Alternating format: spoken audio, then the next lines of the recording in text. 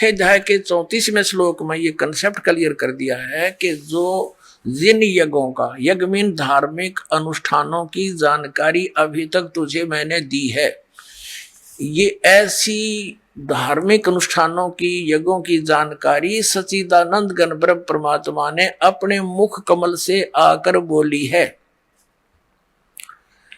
वो सच्चिदानंद घन ब्रह्म की वाणी कहलाती है। उसके अंदर वो सूक्ष्म वेद है, वो तत्व ज्ञान है, उसके अंदर वो विस्तार के साथ कही गई है। और उनको चौथे अध्याय के 34वें श्लोक में कहा कि वो तत्व ज्ञान है जो सच्चिदानंद घन ब्रह्म के मुख से बोला गया, 5वां वेद है, सूक्ष्म वेद है। उसको तो तत्वदर्शी संत ही जानेंगे जो उस वाणी से परिचित है। अब देखिएगा अध्याय नंबर 4 का और श्लोक नंबर 32 में है। इस प्रकार और भी बहुत तरह के, एवं माने इस प्रकार बहुत तरह के यज्ञ, यहां इन्होंने अनुवाद गलत कर दिया, ब्रह्मण मुखे का अर्थ कर दिया वेद की वाणी। वेद की वाणी तो ये गीता बोली ही जा रही है। ये लिखना था ब्रह्मण माने सच्चिदानंद घन ब्रह्म की वाणी में विस्तार के साथ कहे गए हैं। अब ये ब्रह्मण का अर्थ इन्होंने जहां विचलित हो गए, यहां गलत कर दिया। 17वें अध्याय के 23वें श्लोक में आपको दिखाते, अनुवाद करता हूं कि कर कमलों से क्या लिखा है। अध्याय नंबर 17 श्रीमद् भगवद गीता श्लोक नंबर 23, ओम तत्सत इति निर्देश ब्रह्मण तिर्विध समर्थ ब्राह्मणा तेन वेदा च यगा च विहिता पुरा। अब इसमें क्या कहा है कि ओम तत्सत, ऐसे यह 3 प्रकार का ब्रह्मण माने सच्चिदानंद घन ब्रह्म का नाम कहा है। घन ब्रह्मण का अर्थ ये देखना था, इसको हम यहां लिख लेंगे। अब हम फिर आगे चौथे अध्याय के 32वें श्लोक पर, ये 32वां श्लोक है, इसमें ये ब्रह्मण मुखे शब्द है, ब्रह्मण मुखे। यहां लिखा है कि और भी बहुत प्रकार के यज्ञ, धार्मिक अनुष्ठान, ब्रह्मण का अर्थ लिख दे या सच्चिदानंद घन ब्रह्म की मुखे माने मुख कमल से उच्चरित वाणी में, खुद बोली हुई वाणी में, जो 5वां वेद है, सूक्ष्म वेद में विस्तार से कहे गए हैं, उन सब को तू कर्म जान, मन, इंद्रिय और क्रियाओं, शारीरिक क्रियाओं द्वारा संपन्न होने वाले जान। यानी वो ऐसी विधि है जो काम करते करते, वो ऐसी विधि वर्णित है उसमें 5वें वेद में, सूक्ष्म वेद में, कि काम करते करते नाम उठत नाम बैठत नाम सोवत जागवे, नाम खाते नाम पीते नाम से ती लागवे। कहते काम करते करते करने की बता रखी है। उसको जानने के बाद फिर तो सभी कर्मों से मुक्त हो जाएगा। देखना, इंद्रियों द्वारा संपन्न होने वाले जान, शारीरिक क्रियाओं द्वारा संपन्न होने वाले जान, और इस प्रकार तत्व से जानकर उनके अनुष्ठान द्वारा, यानी उस सच्चिदानंद घन ब्रह्म के द्वारा बोली गई सूक्ष्म वेद 5वें वेद में वर्णित विधि को जानकर फिर तू सभी कर्मों से मुक्त हो जाएगा। देखना, इस प्रकार तत्व से जानकर उनके अनुष्ठान द्वारा कर्म बंधन से सर्वथा मुक्त हो जाएगा। अब 33 में क्या बताया है, चौथे अध्याय का 33वां, इसमें यह कहा कि हे परंतम अर्जुन, द्रव्यमय यज्ञ की अपेक्षा ज्ञान यज्ञ अत्यंत श्रेष्ठ है। अब द्रव्यमय यज्ञ का अर्थ है, कहते हैं जैसे द्रव्यमय यज्ञ की अपेक्षा ज्ञान यज्ञ श्रेष्ठ है। जैसे बगैर ज्ञान के, तत्व ज्ञान हुए बिना अपनी मनमाने आचरण के आधार से कोई तो भंडारे कर देता है, और कोई कहीं धर्मशाला बनवा देता है, कोई मंदिर बनवा देता है, कहीं कोई कंबल बांट रहा है। कहते हैं ये द्रव्यमय यज्ञ से की अपेक्षा, यानी आंख मीच के अंधाधुंध की ये दान करने की अपेक्षा आप पहले तत्व ज्ञान को समझ, और तत्व ज्ञान को समझकर फिर उस सतगुरु संत के बताए अनुसार साधना कर। उस तत्व ज्ञान में बताया जाता है कि गुरु बिन माला फेरते, गुरु बिन देते दान, गुरु बिन दोनों निष्फल है, चाहे पूछो वेद पुराण। तो तत्वदर्शी संत के बताए अनुसार फिर दान करते हैं, आपको लाभ होगा। द्रव्य में यज्ञ फेर कर, ऐसे करने से कोई यूज नहीं है जो तू आंख मीच कर कोई करने लग जाओ, इसका ये अर्थ बनता है। देखिएगा, अब हम चौथे अध्याय का 33वां श्लोक पढ़ रहे हैं। हे परंतम अर्जुन, द्रव्य में यज्ञ की अपेक्षा ज्ञान यज्ञ अत्यंत श्रेष्ठ है, और यावन मात्र संपूर्ण कर्म ज्ञान में समाप्त हो जाते हैं। ये जिस तरह के तू मनमाना आचरण कर रहा है, ये डले ढो रहा है, ये सब कर्म तेरे बंद हो जाएंगे, खत्म हो जाएंगे, और फिर शास्त्र अनुकूल साधना तेरी प्रारंभ हो जाएगी। वो तत्व ज्ञान को समझ, यानी वो ज्ञान यज्ञ श्रेष्ठ है। अब चौथे अध्याय के 34वें श्लोक में कहा है कि वो तत्व ज्ञान जो सुख संवेद पांचवा है, उस तत्व ज्ञान को, उस पांचवें वेद को जो सच्चिदानंद घन ब्रह्म ने स्वयं आकर के बोला है अपने मुख कमल से, वो सच्चिदानंद घन ब्रह्म की वाणी पांचवा वेद सुख संवेद है, और उसमें बड़े विस्तार के साथ धार्मिक अनुष्ठानों की जानकारी दी है। वो तत्व ज्ञान है। उस तत्व ज्ञान को तू तत्वदर्शी संतों के पास जाकर समझ देखना। चौथे अध्याय के 34वें श्लोक, चौथे अध्याय का ये 34वां श्लोक है। उस ज्ञान को, कौन से ज्ञान को? जो सच्चिदानंद घन ब्रह्म ने अपने मुख कमल से बोला है, सच्चिदानंद घन ब्रह्म की वाणी में पांचवा वेद है, उस तत्व ज्ञान को तू तत्वदर्शी ज्ञानियों के पास जाकर समझ। उनको भली भांति दंडोत प्रणाम करने से और उनकी सेवा करने और कपट छोड़कर सरलता पूर्वक प्रसन्न करने से वे परमात्म तत्व को तत्वदर्शी न है, तत्वदर्शी संत तत्वदर्शी न है। भली भांति परमात्म तत्व को यानी तत्वदर्शी संत ज्ञानी महात्मा तुझे तत्व ज्ञान का उपदेश करेंगे। अपने आत्माओं, इन आचार्य नर शंकराचार्यों ने कख भी पता नहीं अध्यात्म मार्ग का, और 2500 वर्ष से हमें फिर गुमराह करके हमें खजूर पर टांग कर चले गए। इनसे कोई पूछता है कि परमात्मा साकार है व निराकार, तो ये बताते हैं परमात्मा निराकार भी है साकार भी है। अरे भले आदमी, तुमने वेद पढ़े? फिर इनसे पूछ ले संस्कृत में, चाहे चारों वेदों के इनको मंत्र याद पा जाएंगे। गीता जी भी घोट रखी होगी संस्कृत के अंदर, और इनको वेदों का कख भी पता नहीं। यदि ये वेदों से परिचित होते, क्या शब्द बोलते कि परमात्मा निराकार है? कहते हैं वहां उसे तो निराकार है, दूसरे शब्दों में ये डिफाइन करते हैं। और जब यहाँ जन्म आता है ना, प्रकट होता है, जन्म लेकर, जैसे राम श्री कृष्ण विष्णु को कहते हैं ये परब्रह्म के अवतार है, ये तो वो साकार है। अरे वेद बताते हैं वो साकार है, परमात्मा नर आकार है, मनुष्य दृश्य सतलोक में रहता है। तो क्या इन आचार्यों को और शंकराचार्यों को वेद ज्ञान था? इनको पुराणों का ज्ञान नहीं, वेद तो बहुत दूर की बातें हैं। इनको श्रीमद् भगवद गीता का ज्ञान नहीं। अगर इनको ज्ञान होता तो ये कहते कि जैसे इनसे कोई प्रश्न करता है कि गीता ज्ञान दाता 18वें अध्याय के 62वें श्लोक में अपने से अन्य किस परमेश्वर की शरण में जाने को कह रहे हैं, वह परमेश्वर कौन है? तो ये क्या कहते हैं? पहले तो संस्कृत बोल लेंगे, संस्कृत भी पूरी बोल देंगे, अनुवाद भी सही कर देंगे, फिर कहते हैं वो तो अपने ही बारे में कह रहे हैं। कमाल के आदमी हो तुम। इसका मतलब ये हो गया कि तुम तो भगवान से भी ऊपर हो गए, भगवान के भावनाओं को समझ गए कि यहाँ क्या कहना चाह रहा है।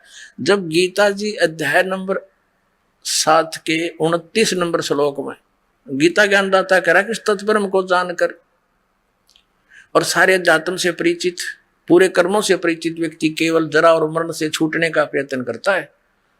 यानी वो फिर संसार की किसी वस्तु की इच्छा नहीं रखता, वो अपना बुढ़ापे वाले दुख से और मृत्यु के दुख से ही छूटने का प्रयत्न करता। जो तत्ब्रह्म से परिचित हो चुका है, उस परम अक्षर ब्रह्म से, परमेश्वर से परिचित हो चुका है।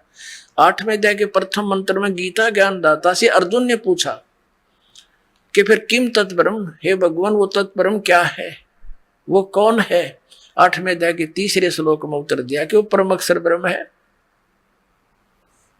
अपने आत्माओं, इतना क्लियर है इस श्रीमद् भगवद गीता में। गीता ज्ञानदाता अपने से अन्य परम अक्षर ब्रह्म, उस परमेश्वर की जानकारी स्पष्ट दे रहा है। और गीता जी अध्याय नंबर 8 के श्लोक नंबर 5 और 7 में गीता ज्ञानदाता कहता है, मेरी भक्ति कर, युद्ध भी कर और मुझे ही प्राप्त होगा, तू चिंता ना कर। क्योंकि ये नियम है, कि जो अंश में मैं जिसके विभाव में भावित रहता है, जिस पर आश्रित रहता है, जहां आशा तहां बासा हुई, वही उसी के पास जाता है। 8 में जाके 5 और 7 में तो गीता ज्ञानदाता अपने विषय में कह रहा कि मेरी भक्ति करेगा तो मुझे प्राप्त होगा।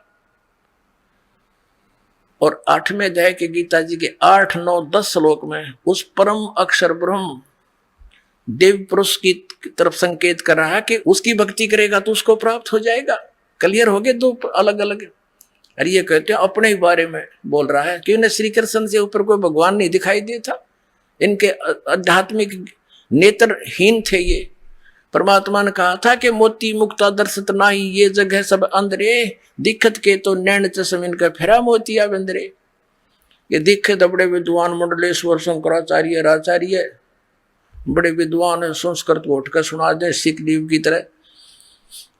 और अब ये इनका ज्ञान देख लो कैसा समझे, न वेदों और पुराणों को कैसा आचरण धर्म का कर रहे हैं ये।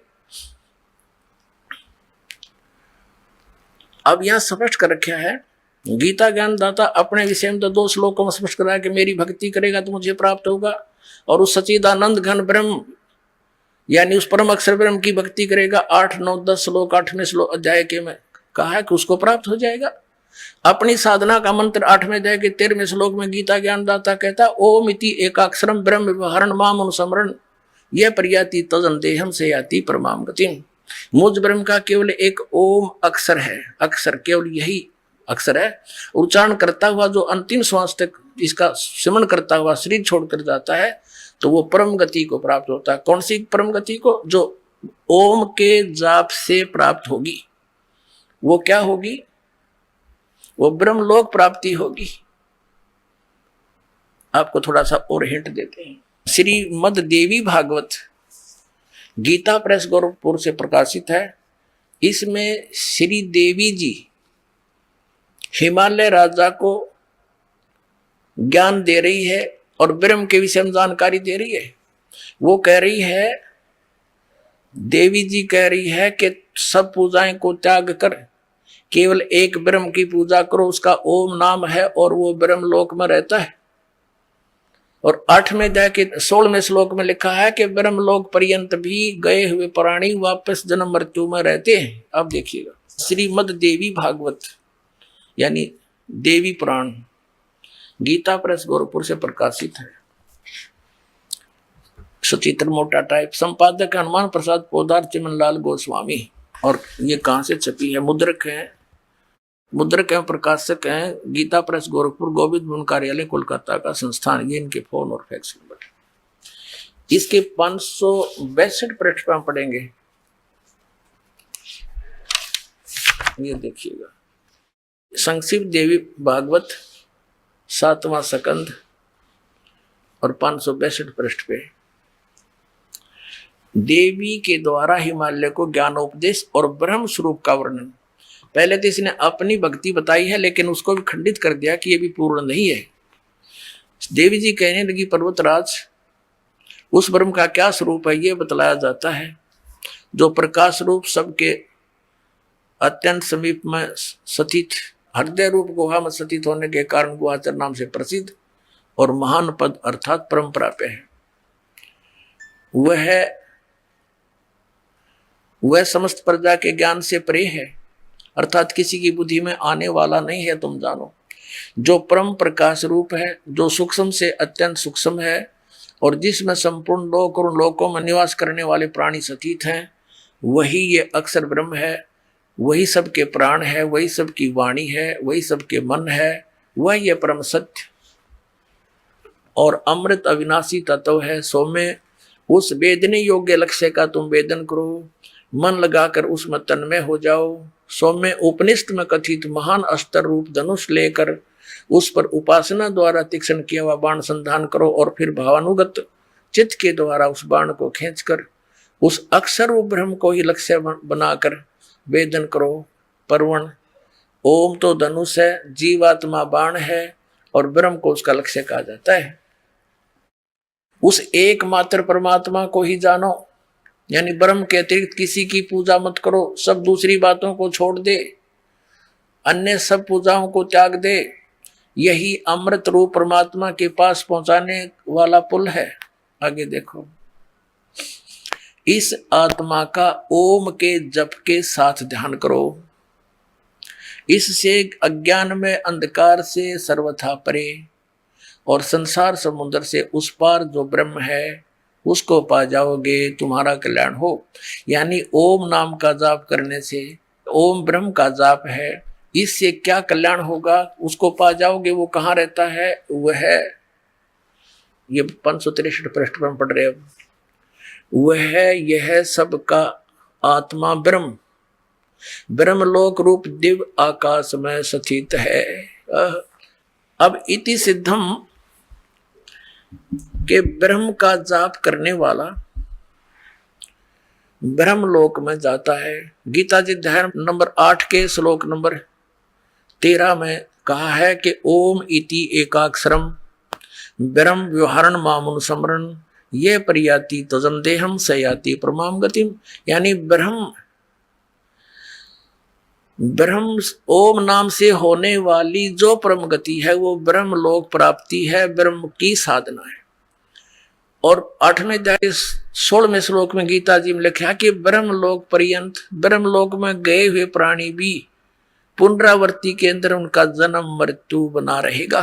गीता ज्ञानदाता अपने विषय में कहता दूसरे अध्याय के 12वें श्लोक में और चौथे अध्याय के 5 और 9 श्लोक में, दूसरे 10वें अध्याय के दूसरे श्लोक में कि अर्जुन तेरे और मेरे बहुत जन्म हो चुके, तू नहीं जानता मैं जानता हूं। इससे सिद्ध है कि गीता ज्ञानदाता भी अविनाशी नहीं है, नाशवान है। इसकी पूजा साधना करने से भी जन्म मृत्यु रूपी दीर्घ रोग नष्ट नहीं हो सकता, शाश्वत स्थान प्राप्त नहीं हो सकता, जो 18वें अध्याय के 62वें श्लोक में वर्णित है, क्योंकि ये परमेश्वर नहीं है। इसलिए गीता ज्ञानदाता 7वें अध्याय के 18वें श्लोक में अपनी गति को, यानी ओम नाम के जाप से जो ब्रह्म प्राप्ति है उसको अनुत्तम कह रहा है। इस यानी घटिया है, जन्म मृत्यु का रोग कटे नहीं, तो अपने आप अनुत्तम है, उसका क्या व्यूज। और इनसे कोई पूछता है, नाचारियों से, मंडलेश्वरों से, कि गीता जी अध्याय नंबर 7 के श्लोक नंबर 18 में गीता ज्ञानदाता अपनी गति को अनुत्तम क्यों कह रहा है। ये कहते हैं यहाँ अनुत्तम का अर्थ जैसा तुम जानते हो वैसा नहीं, जिससे उत्तम और ना हो। अरे भले व्यक्ति हो, अनुत्तम के तुमने अर्थ बदल दिए, शब्दों के अनर्थ कर डाले।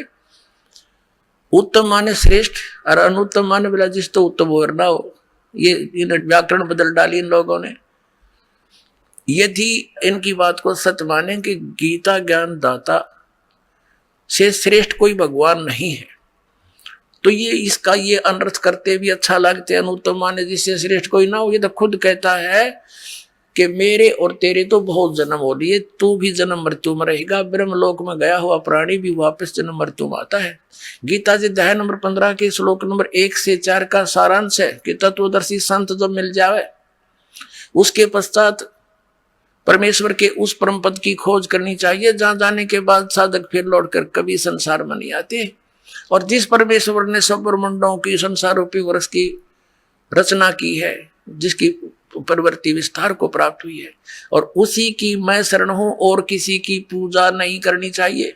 इसलिए 18वें अध्याय के 62वें श्लोक में कहता कि अर्जुन तू सर्वभाव से उस परमेश्वर की शरण में जा, उसकी कृपा से ही तू परम शांति को और सनातन परम धाम को प्राप्त होगा। और ये घुमा फिरा के श्री कृष्ण पहले छोड़ रहे हैं कि अब अपने बारे में कह रहे हैं। ये अध्यात्म ज्ञानहीन प्राणी के वचन होते हैं ऐसे। अब प्रश्न आ रहा है कि श्रीमद् भगवत गीता अध्याय नंबर 8 के श्लोक नंबर 8, 9, 10 में और श्रीमद् भगवत गीता अध्याय नंबर 8 के श्लोक 3, 8, 9, 10 में उस परम अक्षर ब्रह्म के विषय में जो गीता ज्ञान दाता से सुप्रीम है, उसकी साधना के विषय में कहा कि उसकी भक्ति करेगा तो उसको प्राप्त होगा। उसका जाप की विधि मंत्र कौन सा है? 17वें अध्याय के 23वें श्लोक में बताया कि ओम तत्सत इति निर्देश है ब्रह्मण तिर्विद्या समर्थ है। ब्राह्मणा तेन वेदा चाहिएगा विहिता पुरा, यानी सृष्टि के प्रारंभ में जो विद्वान पुरुष होते थे, ब्राह्मण माने विद्वान पुरुष, ब्राह्मण से जो ब्रह्म पहचाना, जो तत्वदर्शी संत की संपर्क में आ गए, वो इसी तरह इसी का जाप करते थे। और ये संकेत छोड़ दिया कि ओम तो ये ब्रह्म का जाप है। गीता जी अध्याय नंबर 15 के श्लोक नंबर 16 और 17 में 3 पुरुष हैं, सरपुरुष, अक्षर पुरुष और परम अक्षर पुरुष, परम अक्षर ब्रह्म कहो।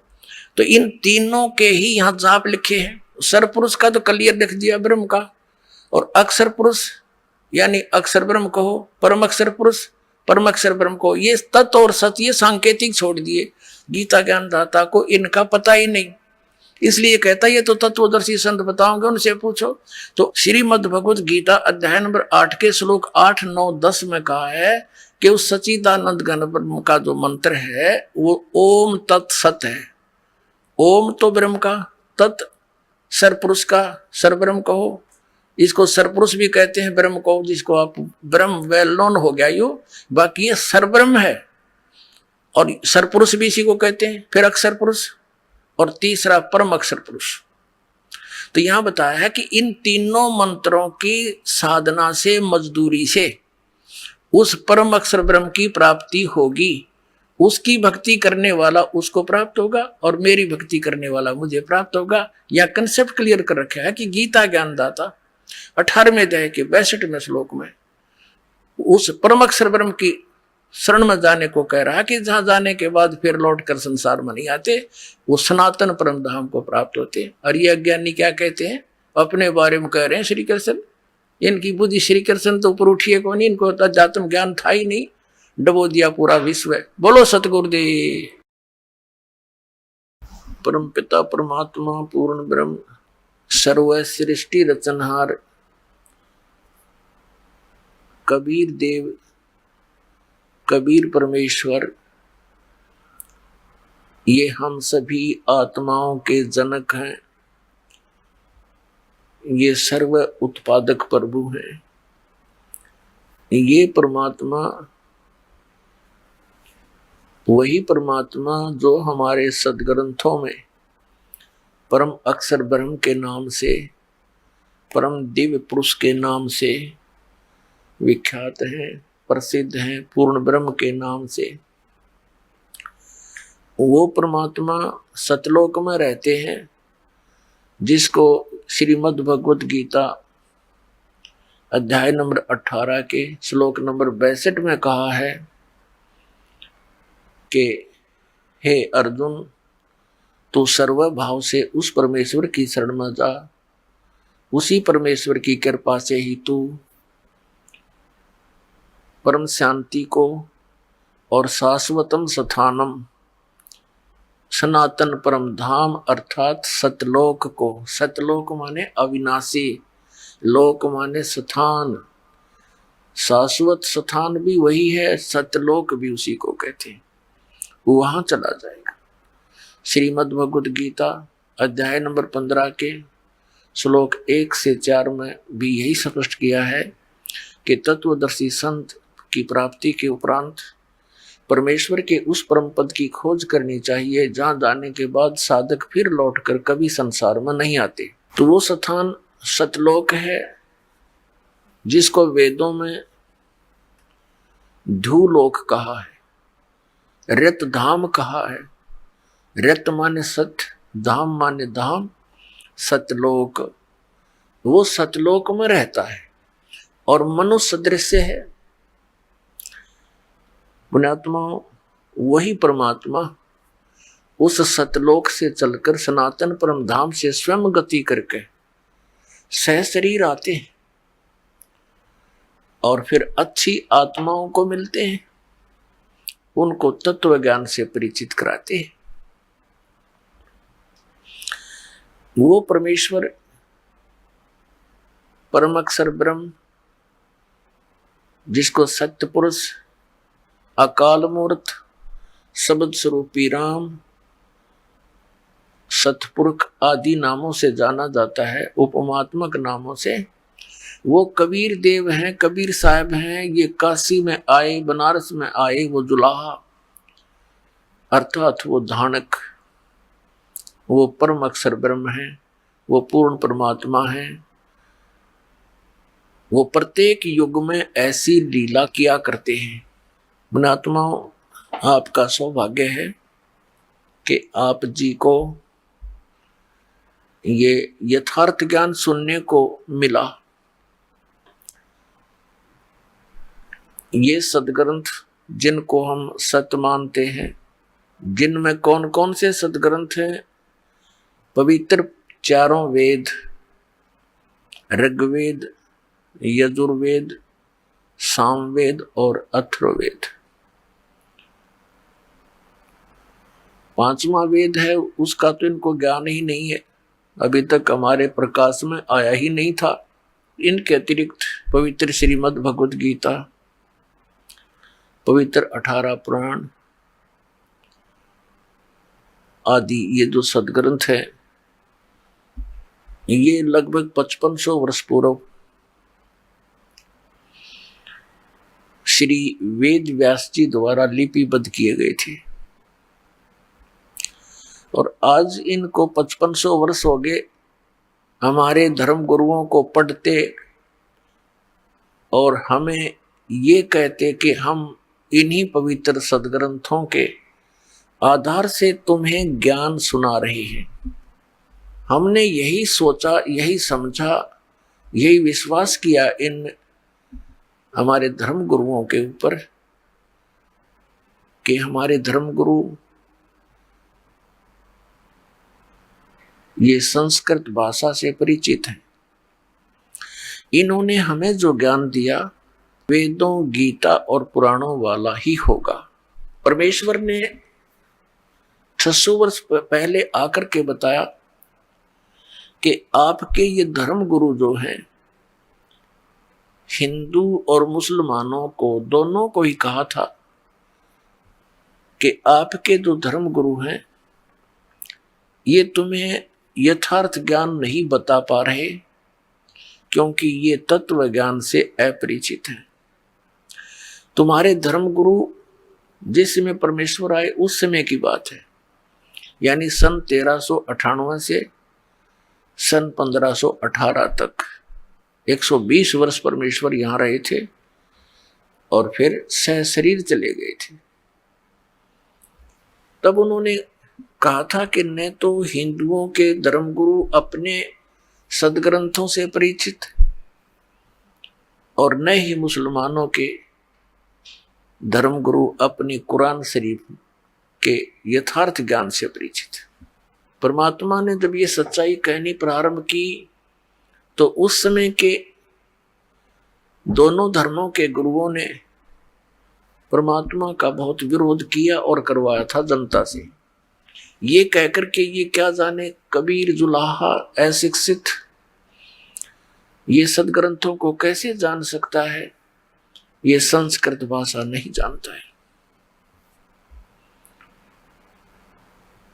तो पुण्यात्मा उस समय इनकी दाल गल गई, क्योंकि प्रत्येक प्राणी ये जानता था कि उस समय केवल संस्कृत भाषा के पढ़ने का अधिकार एक ब्राह्मण वर्ग को ही था। अन्य कोई भी प्राणी यानी प्रजाजन संस्कृत भाषा नहीं पढ़ सकते थे। और कबीर साहब तो एक जुलाहा वर्ण के अंदर, जुलाहा जाति के अंदर प्रकट थे, तो ये स्वप्न में भी नहीं सोचा जा सकता कि कबीर साहब संस्कृत भाषा को कभी इन्होंने पढ़ा होगा। और पुण्यात्माओं, परमात्मा की लीला अजीबोगरीब हुआ करती हैं। उन्होंने जानबूझकर इस वर्ण में शरण यानी इस वर्ण में रहे आए प्रकट हुए, क्योंकि कोई ये ना समझ ले आने वाले समय में कि यदि वो ब्राह्मण वर्ण में होते तो ये सोच सकते थे कि उन्होंने कभी सदग्रंथों को पढ़ लिया होगा, इसलिए उन्होंने अपनी वाणी में ये सब यथार्थ लिख दिया। तो ये लीला थी परमात्मा की कि उस वर्ण में, जुलाहा वर्ण में, जो कि संस्कृत के निकट भी नहीं जा सकते, ब्राह्मणों से भी दूर 10 कदम दूर खड़े होकर बातें करते थे, शूद्र को निकट नहीं आने देते थे ब्राह्मण लोग। तो उस समय परमात्मा ने अपनी अमृतवाणी बोली थी कि ये ब्रह्मा विष्णु महेश ये तीनों नासवान हैं। पुण्यात्माओं, आज से 600 वर्ष पहले ये बात कोई कहे तो जनता से सिर फड़वा दें ये नकली धर्मगुरु, ये नकली अज्ञानी जो स्वयं सदग्रंथों से अपरिचित, और परमात्मा ने सच्ची बताई तो उनका विरोध करवा दिया। ऐसा ही परमेश्वर के साथ किया गया था।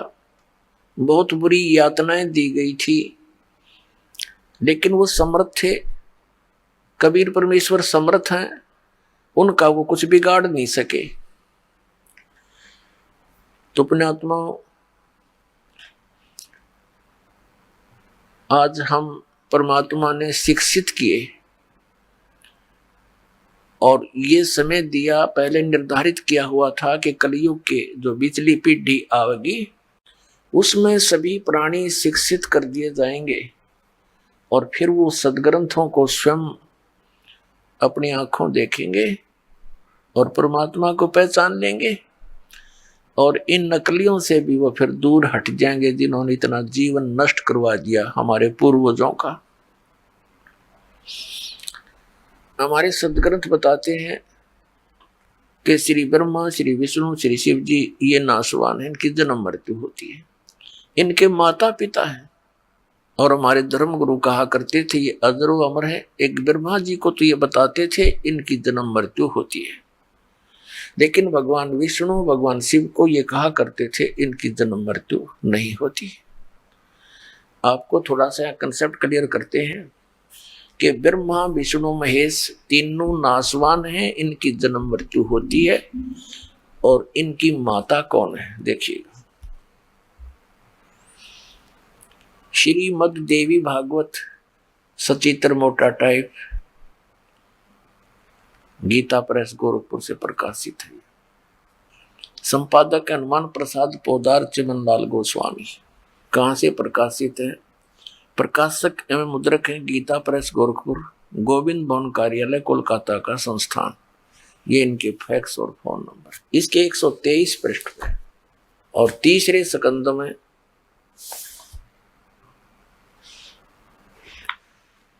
या 123 पृष्ठ पर भगवान विष्णु कह रहे हैं तुम शुद्ध स्वरूपा हो, ये सारा संसार तुम इसे उद्भासित हो रहा है।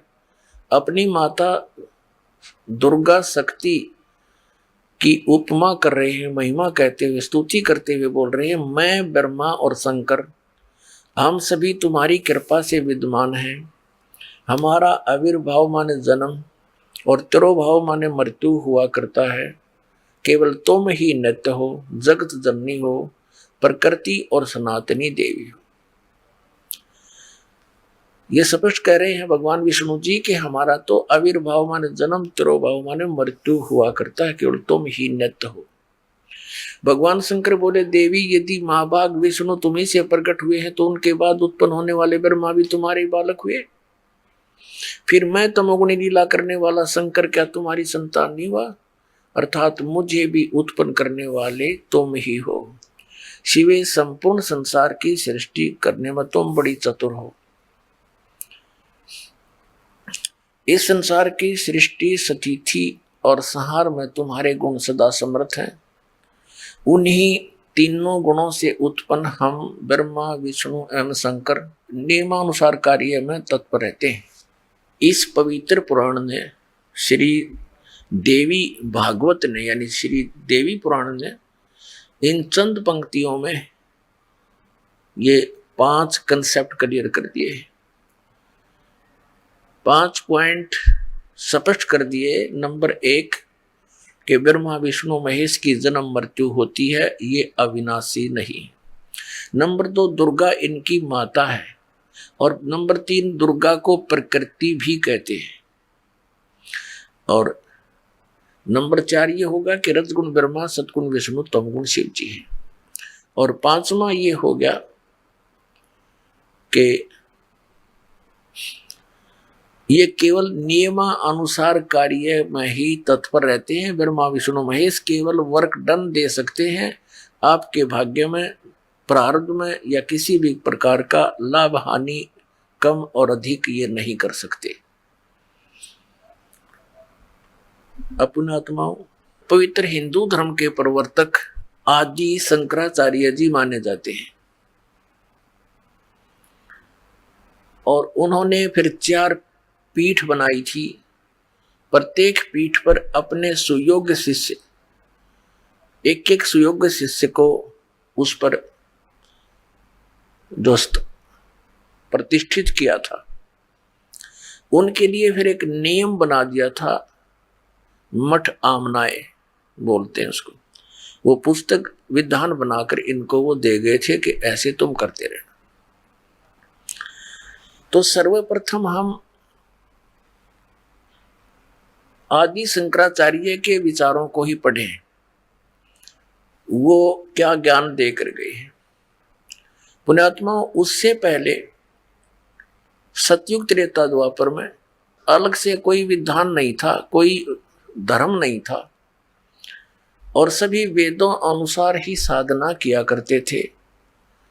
कोई भी धार्मिक अनुष्ठान होते थे वो वेद मंत्रों से ही किया करते थे। और आदि शंकराचार्य जी ने हमें क्या ज्ञान दिया। पुण्यात्माओं, जो शंकराचार्य जी हुए हैं प्रथम, उनका एक बहुत बड़ा योगदान है, एक बड़ा उपकार है। उन्होंने बुद्ध धर्म के प्रचार को रोक दिया। चीन में हुआ था बुद्ध धर्म का प्रचार, पूरा चीन नास्तिक हो गया। कारण क्या रहा कि महात्मा बुद्ध जी ने जो परमात्मा से राहत पाने की पूजा की विधि बताई, वो शास्त्र विधि को त्याग कर मनमाना आचरण था, जिस कारण से आध्यात्मिक लाभ किसी को नहीं हुआ। अंत में 1000, 2000, 4 या 2500, 3000 वर्ष तो हो चुके उस महात्मा बुद्ध के जन्म को, क्योंकि आदि शंकराचार्य से पहले उनका जन्म था। उस समय तो बुद्ध धर्म बहुत प्रचार यानी चरम सीमा पर था। तो उस समय से और अब तक बुद्ध धर्म के अनुयायियों को आध्यात्मिक लाभ नहीं हुआ, जिस कारण से वो नास्तिक हो गए कि अपना करो और खाओ, भगवान भगवान कुछ नहीं है। अब उस बुद्ध धर्म को रोकना एक बहुत बड़ा उपकार हमारे ऊपर रहा, लेकिन बात वहीं की वहीं रही। आसमान से गिरे खजूर में अटक गए। अब इन शंकराचार्य जी ने हमें क्या ज्ञान, मैं आत्म स्वरूप ईश्वर हूं, ये कहना था। मैं आत्म स्वरूप हूं, पुरुष ही ईश्वर है, यानी मैं ही ईश्वर हूं। इसका अर्थ यही है। थोड़ा घुमा दिया अनुवाद करते इसमें, कोई बात नहीं, आगे फिर देखते हैं। अब पृष्ठ 46 और 47 पर ले चलते हैं। ये देखिएगा, ये 45 पृष्ठ पे इसी ये साफ लिखा शंकर पंच के ये अपरोक्षानुभूति नामक ग्रंथ का अनुवाद यहां चल रहा है। इसके अंदर ही इस पे क्या कहा कि मैं ब्रह्म ही हूं। ठीक हो गया। फिर यहां लिखा है 46 पे, अहम ब्रह्मास्मि, मैं ब्रह्म ही हूं। यह सदवर्ती से जो परमानंदायिनी निरालम सतीथि है, उसे ध्यान कहते हैं। ये इनका ध्यान है कि मैं ब्रह्म ही हूं, मैं भगवान ही हूं। अब आते हैं 71-72 पे। ये प्रश्न नंबर 71 पर आत्मबोध नामक ग्रंथ है, इसका अनुवाद किया है। यहां देखिएगा, किंतु असंग सचिदानंद स्वरूप प्रकाश रूप सर्व आत्म सर्व अंतर्यामी चिदाकाश स्वरूप हूं मैं ही। मैं देह पुरुष, मैं देह हूं, पुरुष हूं, ऐसा नहीं। ये तो सब नकारा किया कि ऐसा निश्चय नहीं होना चाहिए। पुरुष नहीं हूं, किंतु ये है, आगे फिर लिखा है कि मैं स्वयं ब्रह्म ही हूं। मैं स्वयं भगवान ही हूं, जीव जीव के विषय में, ये ज्ञान है इनका। अप्रोक्ष ज्ञान द्वारा संपूर्ण कर्म बंधनों से वह ज्ञानी सर्वथा मुक्त हो जाता है, वही सच्चा जीवन मुक्त है। अब 72 पे देखियो, ये 72 पृष्ठ है आत्मबोध का, शंकर पंचकम। इसमें क्या लिखा है कि मैं ब्रह्म ही हूं, ऐसे निश्चयात्मक ज्ञान द्वारा संचित कर्म नष्ट हो जाते हैं। अच्छा, ये तो इसने बता दिया कि मैं ही ब्रह्म हूं, जीव ही परमात्मा है। इसे सिद्ध हो गया कि वह ईश्वर मैं ही हूं, यानी जीव ही परमात्मा है। इनका ये विधान है। और फिर ये क्या कहते हैं, श्री कृष्ण और शंकर भगवान की पूजा करनी चाहिए। देखिएगा, इसी के शंकर पांचम चल रहा है 136 पर। ये शंकर पांचम पंच के श्री मणि रत्नमाला में 136 पृष्ठ पे ये यहाँ इसका श्लोक है। इस श्लोक का ये स्वरूपानंद जी श्री आदि शंकराचार्य द्वारा लिखे गए अपने अनुभव का ही अनुवाद कर रहे हैं। इसमें पूछा कि कार्य किम, क्या करना चाहिए, किम विधेयम, क्या विधान है। तो कहता मलिनम शिव अर्चा। यहां देखा इसका उत्तर, ये प्रश्न, ये क्या प्रश्न, क्या करना चाहिए। शंकराचार्य जी कह रहे हैं भगवान शिव की पूजा करनी चाहिए। फिर जीव कहाँ गया। अब भगवान शिव की पूजा करनी चाहिए तो जीव कहाँ रह गया भगवान। फिर आगे और दिखाते हैं इनके कलाबाजी, 128 पृष्ठ पे दिखाते हैं आपको। ये देखिएगा, ये 127 पृष्ठ पे 10वां श्लोक है, ये श्री मणि रत्नमाला का, उसी शंकर पंचके में, पंचक में। यहाँ ये संस्कृत है, कार्य मया का, मेरा कार्य क्या है, शिव विष्णु भक्ति। ये संस्कृत है, यहाँ अनुवाद किया श्री स्वरूपानंद जी ने। वो श्लोक है संस्कृत में शंकराचार्य का, आदि शंकराचार्य। प्रश्न मुझे क्या करना चाहिए, ये इसमें शपथ है कि मया कार्य मया का, मुझे क्या करना चाहिए। इसमें लिखा शिव विष्णु भक्ति, बस यह करनी चाहिए। नहीं, देखो इसका अनुवाद इन्होंने कहा है, प्रश्न मुझे क्या करना चाहिए, 128 पृष्ठ पे है ये। मुझे क्या करना चाहिए, भगवान शिव और विष्णु की भक्ति करनी चाहिए। अब जीव की तरह गया वो फिर भगवान। अब परमात्मा कहते हैं ये माला पैर हुए हैं मुक्ता, सटदल उआ बाई बकदा। ये उआ बाई बकरे है इनका कोई सिर पैर इन शंकराचार्यों के ज्ञान का, ना कोई वेद आधार। श्रीमद् भगवत गीता में कहीं लिखा है शंकर और विष्णु की पूजा करने को, शिव की और विष्णु की पूजा करने को।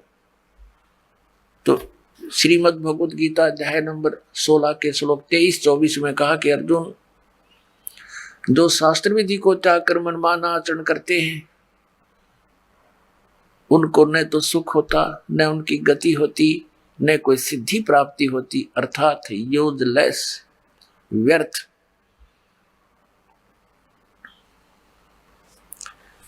अब देखिएगा इसी 128 पृष्ठ पे शंकर पांचम वही चल रहा है, शंकर पांचम। और ये श्री मणि रत्नमाला 128 पृष्ठ पे आपने पूछा, इन्हीं का प्रश्न है, मूर्ख कौन है, जिसमें विवेक नहीं वह मूर्ख है। देखिए इनका विवेक, मुझे क्या करना चाहिए, भगवान शिव और विष्णु की भक्ति करनी चाहिए। और देखिए अब 72 पृष्ठ पे, 71 पृष्ठ पे क्या कह रहे हैं, मैं स्वयं ब्रह्म ही हूं, आत्मा ब्रह्म है। मैं फिर 72 पे कह रहे हैं मैं ब्रह्म ही हूं, ऐसे निश्चयात्मक ज्ञान द्वारा संचित कर्म नष्ट हो जाते हैं। अपने आप को न सोच ले मैं ब्रह्म हूं, बस मैं भगवान हूं। फिर शंकर भगवान की पूजा किस लिए करनी जरूरत है, इससे तो सारा काम बड़ी ज्ञानियों कहण मात्रते हैं, सोचन मात्रते हैं कि मैं भगवान हूं। फिर भगवान शिव और विष्णु की पूजा की क्या आवश्यकता रहेगी। तो आप निर्णय कर लेना मूर्ख कौन है। ये देखिएगा इसकी भूमिका के अंदर क्या लिखा है, इस शंकर पंचम भूमिका, इसमें क्या लिखा है, इसके हम चलते हैं प्रश्न नंबर 14 पे। ये देखिएगा, इसमें क्या बताया है, आपने जिन विषयों पर अधिक बल दिया है, भूमिका बनाता है अनुवादकर्ता। अनुवादकर्ता श्री स्वरूपानंद जी हैं, शंकराचार्य 2 पीठों के पीठाधीश्वर। और ये कह रहे हैं कि इस अनुवाद जो मैं करने जा रहा हूं इसका, तो इसमें लिखा है कि उसमें इस 5 इकट्ठे किए हुए ग्रंथों में उन्होंने क्या विशेष ज्ञान दिया है। देखिएगा, ये प्रश्न नंबर 14 पे, आपने जिन विषयों पर अधिक बल दिया उनमें सत्संगति, गीता पाठ श्री शंकराचार्य के बारे में लिखा है, और भगवान विष्णु व शिव, भगवान विष्णु शिव व श्री कृष्ण की भक्ति, गंगा जल का पीना पान आदि आदि इनके ये मुख्य है। आत्मज्ञान की आवश्यकता आदि पर रेखांकित किया है। आप जी को आदि शंकराचार्य जी के विचार सुना रहा है ये दास, और कहते हैं, परमात्मा कहते हैं कबीर साहब जी के एक हाथी के पैर में और सब जीवों की